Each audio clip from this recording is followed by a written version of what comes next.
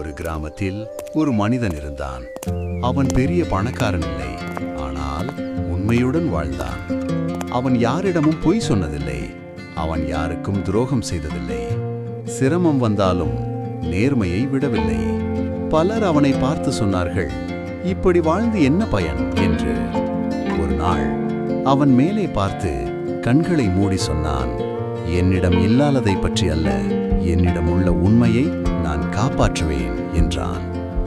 காலம் சென்றது. அவன் வாழ்க்கையில் அமைதி வந்தது. அவன் குடும்பத்தில் மகிழ்ச்சி வந்தது. வேலை, மரியாதை, ஆசீர்வாதங்கள் வந்தது. அப்போதுதான் அனைவருக்கும் புரிந்தது, உண்மையுள்ள மனுஷன் ஒரு நாளில் அல்ல, ஒரு வாழ்க்கையில் பரிபூர்ண ஆசீர்வாதங்களை பெறுவான் என்பது.